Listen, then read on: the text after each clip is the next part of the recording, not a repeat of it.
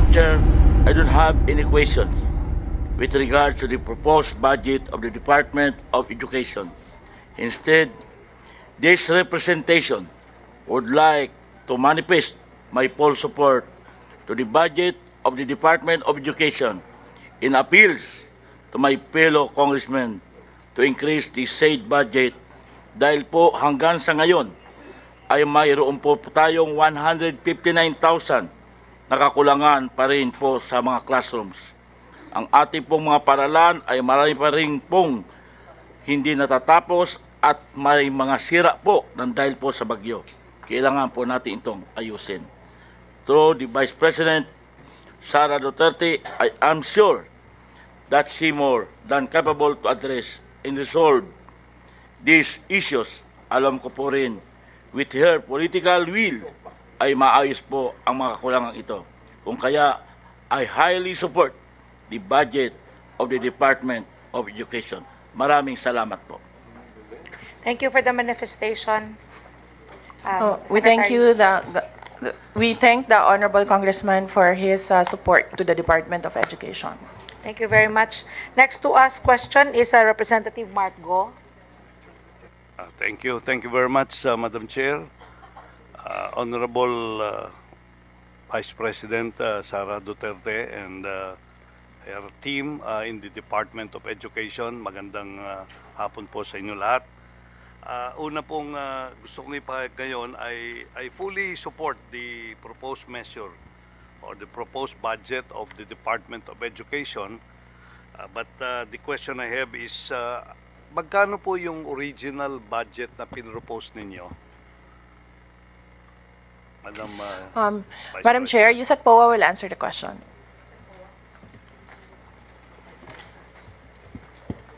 Ang propose po namin actually originally is around 900, more than 900 billion po. I can get you the exact figures. That this was prior to the DBM deliberations. And then during the DBM deliberations, ang pinropose po namin is 761.79. No, so actually 953 billion po. Sorry. 953.74 billion yung una po nating proposal talaga. And binaba po namin to 761.79B after the deliberations. At ang lumabas po sa NEP ay 756.85 billion. with this budget as indicated in the NEP, meron po ba kayong mga programa na because of the reduction you will not be able to do, Madam Chair? Your Honor, Madam Chair, wala naman po kaming programa that we will not be able to do. Ang ginawa lang po natin is binabaan natin yung mga, dahil nga po nasabi sa atin na meron tayong limited fiscal space no, sa ating national budget. Ang ginawa po namin is we just exercise fiscal responsibility by distributing from one program to another. Pero wala po tayong program na talagang hindi natin may implement. Nabawasan lang po talaga. For example, in the school building program, of course, what we would have wanted was around more than 80 billion. Pero dahil nga sa limitations, nababa natin to 33 billion for the total basic education facilities and just 19 billion for new construction. So ganun lang po yung nangyari. Bali, we did not remove any program, but we had to recalibrate yung amounts for each program po. Yeah, thank you very much, Yusek. Yung pong other question ko, dito po sa linabas na report ng CPBRD, nakalagay dito, you have a approved plantilla position of 1,016,147. At ayon din po dito sa report na ito, there are less than 50,000 unfilled positions. Yung po bang unfilled positions na yun kasama dito sa budget na pinopropose ninyo? Madam Chair, Yusek Mercado will answer the question. Yes po, sir. Kasama po.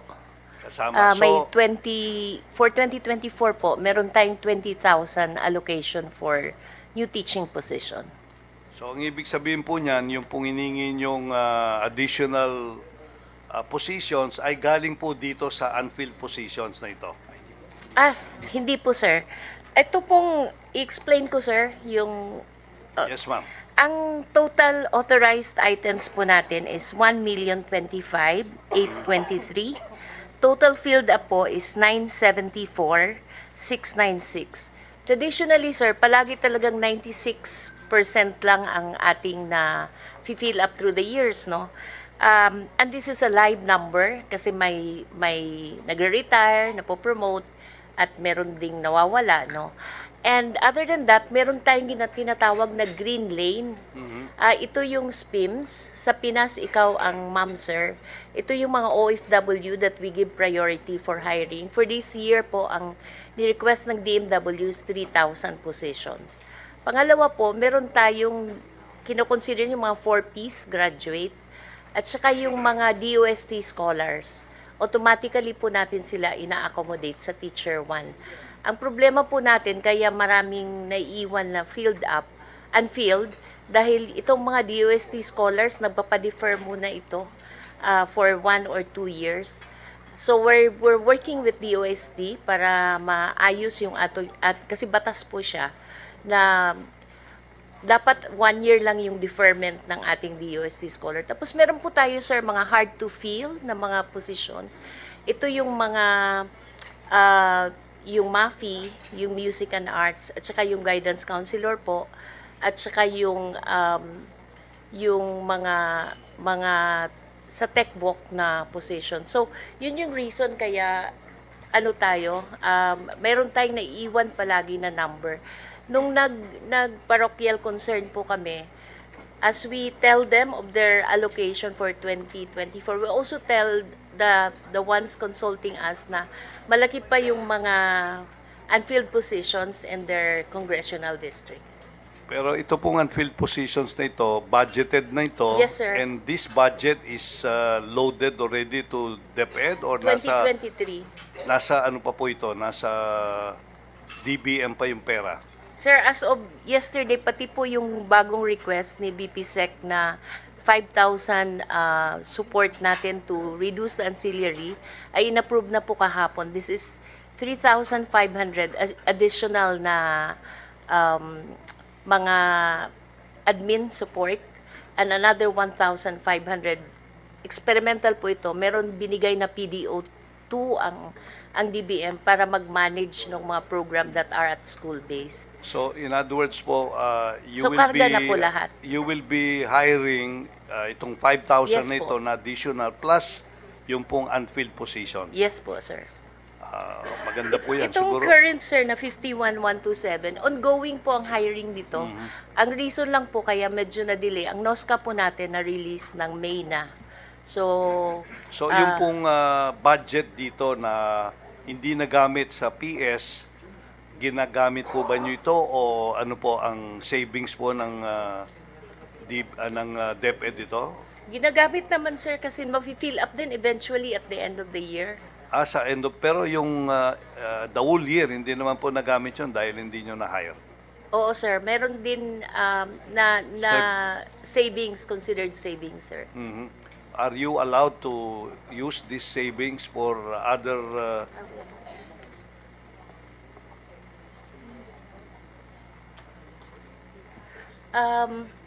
Sir, may I be recognized, Madam Chair? Sir, ang nangyari kasi, unless ma-fill up natin siya, hindi naman nire-release yung pondo, yung NOSCA sa atin, no? Di ba po?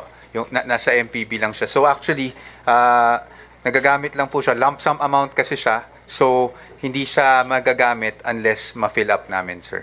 So, to answer your question, hindi po namin siya nagagamit. Hindi namin siya nagagalaw. July lang kasi, sir, nagde-take effect yung, kunwari for 2023. July lang nagde-take effect yung position. So ito po ba ay bumabalik sa DBM yung pondo o it's retained with the For later DepEd? release siya. Apo, nasa DBM pa actually, Your Honor, yung pondo. Pag once ma-fill up namin yung position, tsaka lang i-release ni DBM yung pambayad doon sa plantilla position po na yun, Your Honor. So, it's not with DepEd yet even. Okay. Dito po sa iba't ibang region, ano po ba yung mga regions na maraming unfilled positions? Ako po yung taga-CAR, sa Baguio po ako. Meron po ba kaming mga unfilled position sa CAR na kailangan mapila po yan? Sir, magaling po ang filling up rate ng CAR. It's 97.77. Ito yung for 2020, 2021, 2022. Consistent po siya, Ayan. 97.77. Pero meron pa rin po 16 na 16. vacancies. Nandito po ba si Dr. Carino? Stella? O yan. Nandito po siya. So yun po, siguro kung kailangan na ihari na yun, pwedeng gawin within this year so that ready po sila doon sa susunod na taon for 2024. Yes po, sir. Mhm. Okay, ito pong tungkol naman po doon sa ito pong Baguio Teachers Camp. Meron po kaming teachers camp doon eh. Nandun po yung PSC, ito pong Philippine Sports Commission, at meron po ako isang panukalang batas na approve na po ito na magtayo ng National Sports High School. At ang venue po sana ay sa Teachers Camp. Okay po ba sa inyo na doon ilalagay yung pong Baguio High School po, Baguio Sports High School? Madam Chair, Yusek Memping will answer the question. Thank you for the question, Madam Chair, Your Honor. Actually, the Baguio Teachers Camp is a DepEd property, and we will study, of course, with the proponent on how will be the arrangement on the proposal of having a Philippine Sports School inside Baguio Teachers Camp. Okay, so hintayin po natin yan kung posible lang po kasi malapit na pong maging batasyon. At ang in-identify na venue is ito pong Baguio Teachers Camp. Tamang-tamo po ito kasi meron tayong sort of an athletic bowl doon at iba pang mga facilities na pwedeng magamit ng mga bata should they pursue ito pong sports sa Baguio. Yes, sir. We will closely coordinate, sir, so that we will also not delay the proposed project. Thank you, Your Honor and Madam Chair. I think, Madam Chair, yun lang po ang aking mga katanungan at I would like to reiterate my full support to the budget of the Department of Education. And I'm sure with the leadership of our Vice President in the department, we will make a lot of headway as initially shown during this 12-month period, Madam Chair. Thank you very much at magandang hapon po sa inyo lahat. Thank you very much, Representative Mark Go. Next to be recognized is Deputy Majority Leader Marlene Primicias Agaba. Thank you, Madam Chair. To my dear colleagues, to the DepEd family, sa ating pong lahat, magandang hapon po. Naimbag nga malamtay amin apo in our dialect Ilocano. So, Madam Chair, just a short manifestation. Last committee hearing of the North Luzon Growth Quadrangle, the Honorable Undersecretary Ipi Mako Densing was there, and we are happy to hear. In-inform niya kami talaga kung ano yung mga policy ng ating departamento regarding sa construction, repair, and rehabilitation of classrooms.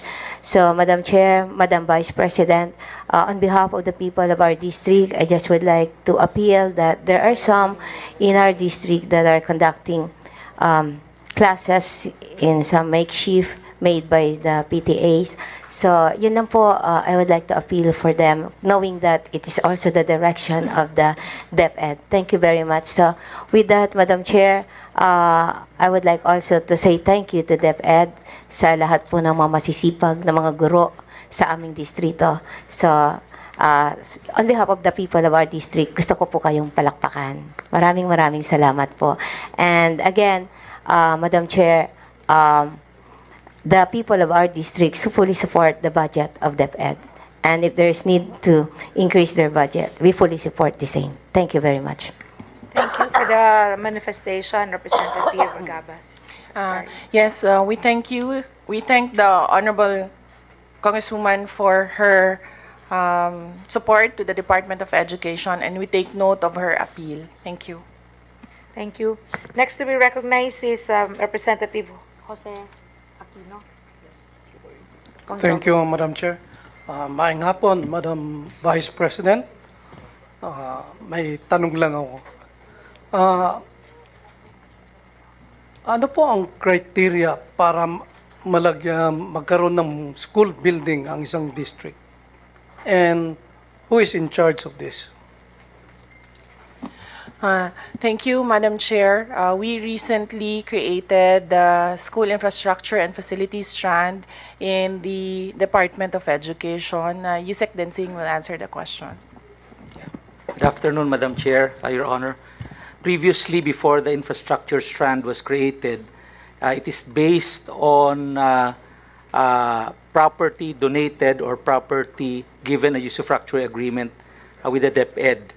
Second, of course, private individuals donating because, again, the limitation of the school building are the buildable spaces. In the absence of buildable spaces, we'll not be able to put a building in a specific area. So we rationalized the school building program, and right now the rationale is because of the large universal shortage of 165,000 classrooms, or if you look at it in peso value, around 420 to 450 billion. We rationalize it into a medium-term and long-term program.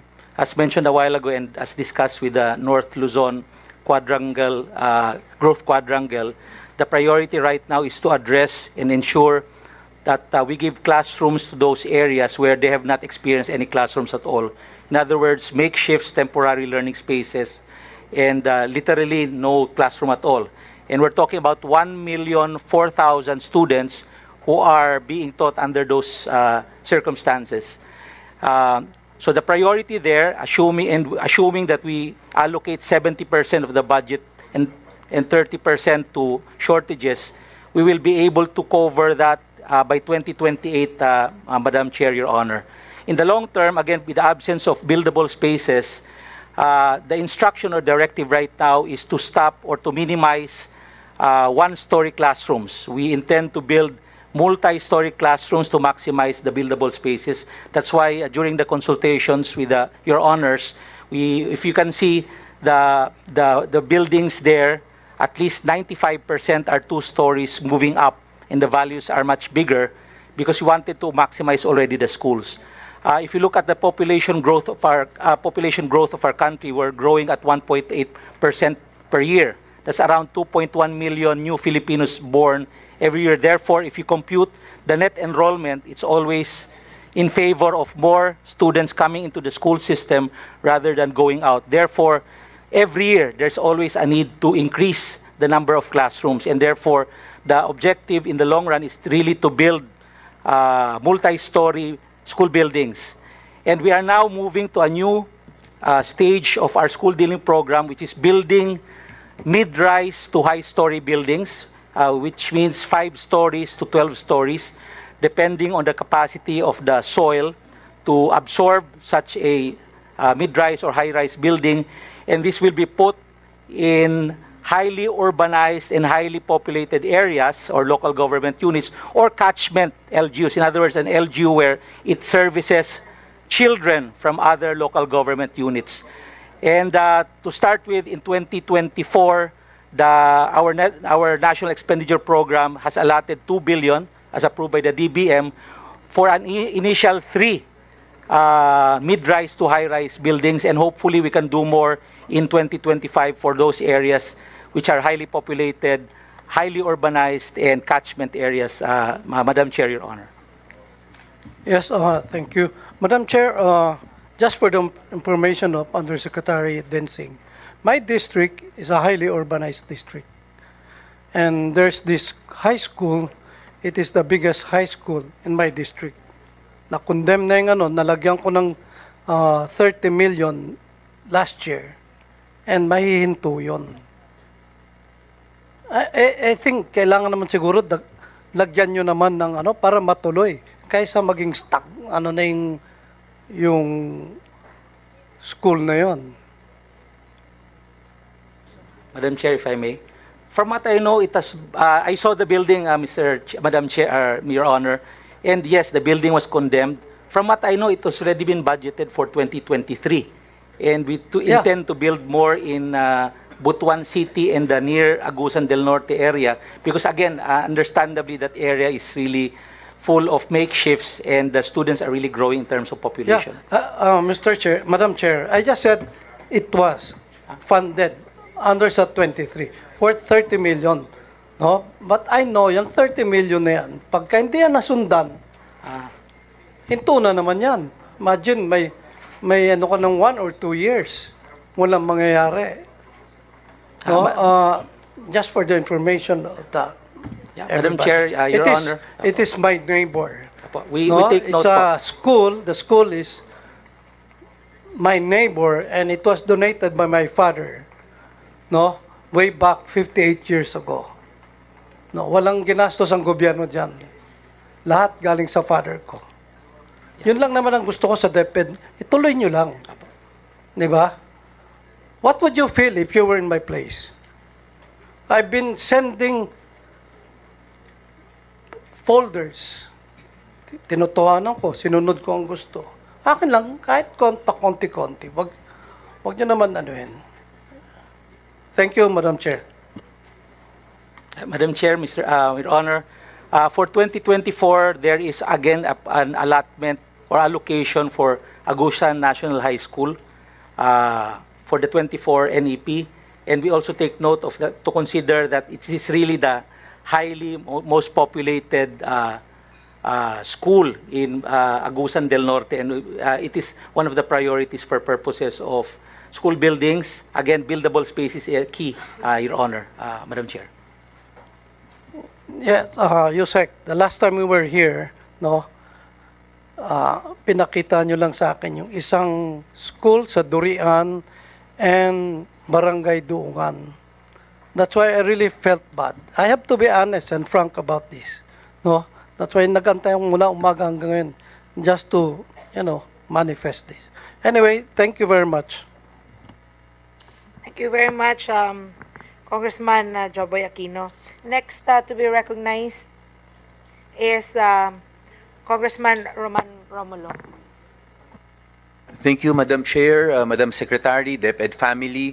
Siguro yung akin lang, baka manifestation if you want to comment. Kanina kasi may nagtanong tungkol doon sa learning loss, kung ano ang ginagawa po ninyo. Ang sagot po ninyo ay yung learning camps. Pero hindi ba po parte nga ng sagot dapat ay yung ginawa ninyong matatag curriculum? Kasi ang sinabi ng World Bank, learning loss is hindi marunong magbasa. Hindi ba kaya nyo inintroduce yung matatag curriculum at nag-focus kayo sa reading, and mathematics? And ito po, hindi ito stopgap. Pero you're going to do this in the actual academic calendar. So mali ba yung intindi ko? That is why we have the matatag curriculum. In fact, is to respond to the learning loss. Madam Chair, Yusek Gonang will answer the question.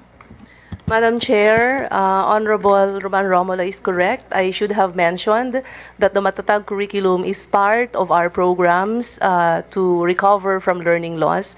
And on top of the Matatag curriculum, we have the National Learning Camp, the National Learning Program, the National Mathematics Program, and other programs that the regions may implement in the future. Thank you, Madam Chair. So the main response to learning loss is actually the change in curriculum.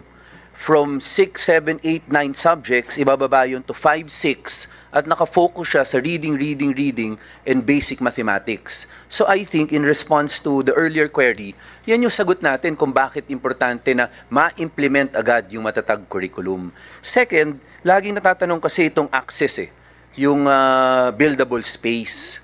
So kanina ang sagot niyong isa ay ang blended learning, which we all agree with.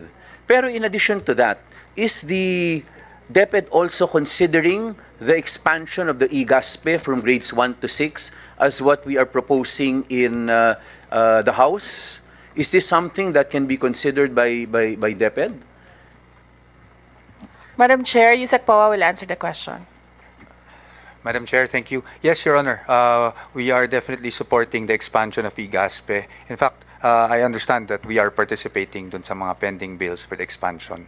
the voucher program. Yes, thank you, Madam Chair. Madam Chair, siguro ang kailangan rin natin sa DepEd with respect to the expansion of the IGASPE ay two things. Yung una ay nagawa na ba yung school mapping of private schools all over the Philippines para alam natin kung saan meron mga paaralan ang pribado na pwedeng mahinga ng tulong. Kasi kung may classroom shortage tayo, alam natin posibleng mabuo yun, yung 159 or 165,000 in 2-3 years. So maybe this can be a response to that, but we need school mapping of the whole Philippines kung saan may private schools na kung saan pwedeng may complementary nature. Meron po bang ganon? Yes, Your Honor, I was informed by our operations team that school mapping for private schools is ongoing. And we will let you know and we will update you regularly po dito sa progress ng ating school mapping, Your Honor. Yes, with due respect to the department, maybe pwede rin makahingi ng tulong sa DILG para mas mabilis yung school mapping, para maplano natin agad-agad, para hindi ito yung problema natin taon-taon. Kasi imposible naman yung magawa in 3 years, in fact. Imposible yung 165,000 dahil meron pa rin mga masisira. But then with blended learning together with the expanded IGASPE, baka ito makatulong talaga for quality education. And with respect also this, Madam Chair, maybe the DepEd also will have proposals on the distribution of vouchers to senior high school and to grades 1 to 6. Kasi sa ngayon, wala namang walang standards eh. We just give that out. And I am certain that the DepEd wants quality education. So dito sana ay makapagbigay rin po kayo sa amin ng recommendation ninyo kung paano natin masasabi na may quality of education yung private school na binibigyan natin ng voucher or ESC. Madam Chair, yes, Your Honor, we agree with you. In fact, our private education office na kinreate po natin is on top of that. But aside from that, pinag-uusapan na rin po natin kung paano natin may improve yung implementation ng ating voucher program. Sa ngayon, dahil nakikita naman talaga natin, meron pa tayong mga little tweaks na kailangan gawin dahil may mga challenges encountered pa rin po. But we will always coordinate with you, Your Honors, and we will always update you. Pwede naman tayong mag-usap po kung ano yung mga progress natin at ano yung mga panukala na pwede nating ihain para ma-improve po, hindi lang ma-expand, pero ma-improve din at malagyan ng safeguards yung ating voucher program. And then, Madam Chair, earlier also, there was a comment about not giving focus to mental wellness. Para maliwanag rin po tayo, no? Because we've been taking this up in the committee. In fact, tayo po sa House of Representatives, we've passed it already on third and final reading. Ang problema kasi sa mental wellness, ang nakalagay sa batas, kailangan registered, kailangan guidance counselor. Napakahirap po na makahanap ng guidance counselor na makapasok sa DepEd dahil walang karera.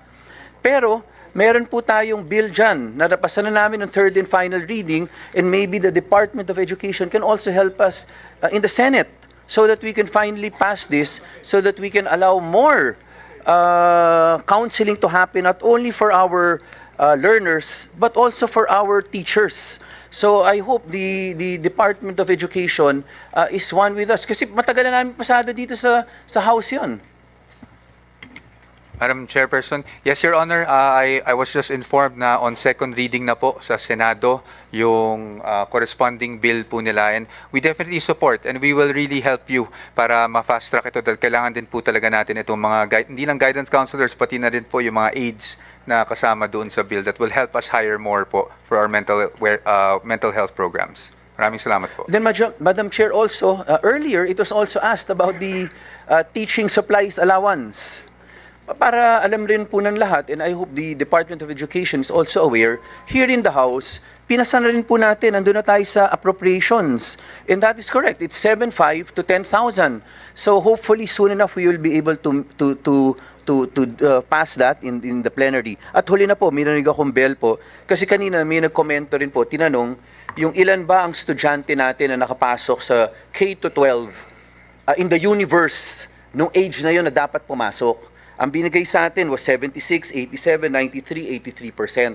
So alam natin na meron pang hindi nakakapasok. Ang kaninang komento doon, sa ng kaibigan ko na si Paul, ang sabi niya kanina, baka dapat tingnan natin yung dropout rate, yung mga bagay na gano'n din po, no? But again, I urge the DepEd to take this cautiously. Because right now, Sir Paul, sa totoo lang, isa sa pahirap rin po sa atin, yung PBB natin, isang nakasulat dyan,